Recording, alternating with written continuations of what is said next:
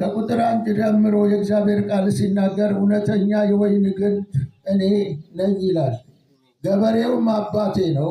ፍሬ የማያፈራውንም በእኔ ያለውንም ቅርንጫፍ ሁሉ ያስወግደዋል። ፍሬ የሚያፈራውን ሁሉ አብዝቶ እንዲያፈራ ያጠረዋል ይላል። ኢየሱስ ክርስቶስ ጌታ ነው። ፍሬ የማያፈራውን ቅርንጫፍ በእኔ ያለውን ፍሬ የማያፈራውን በእኔ ያለውን ቅርንጫፍ ሁሉ ያስወግደዋል ይላል። ኢየሱስ ክርስቶስ ጌታ ነው።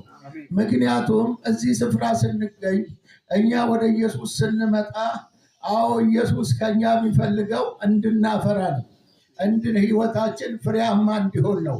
ህይወታችን ፍሬ ያለው እንዲሆን እንጂ እኛ ጴንጤ ተብለን የሆነ ስም ይዘን ድሮ ካለንበት ሰፈር ድሮ ከያዘን ባህሪ ድሮ ከተለማመድነው ነገር ሳንለይ እዛው ሰፈር የምንኖር ከሆነ አንድ ቀን ያስወግደናል። ኢየሱስ ክርስቶስ ጌታ ነው።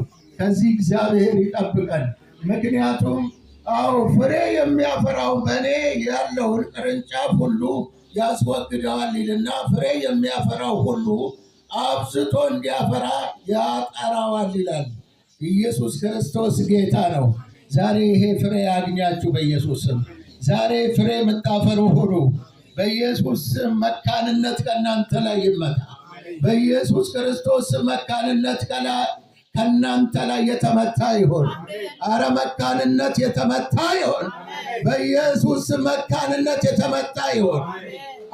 ፍሬ አልባነት በኢየሱስ ክርስቶስም ከዚህ ከተማ ላይ ከዚህ ህብረተሰብ ላይ በኢየሱስ ክርስቶስም ከዚህ ቤተ ክርስቲያን ላይ በናዝሬቱ በጌታ በኢየሱስ ስም አሁን የተቆረጠ ይሁን።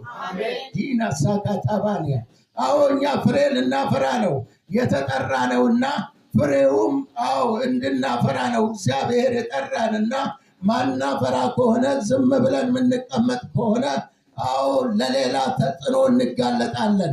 ስለዚህ እግዚአብሔር ማናፈራ ከሆነ የእግዚአብሔርን ሐሳብ አልተቀበልንም። በእግዚአብሔር ሐሳብ ውስጥ የለንም። ከእግዚአብሔር ዓላማ ውስጥ ስለሌለን እግዚአብሔርም ብንጸልይ ጸሎታችን አይሰማም።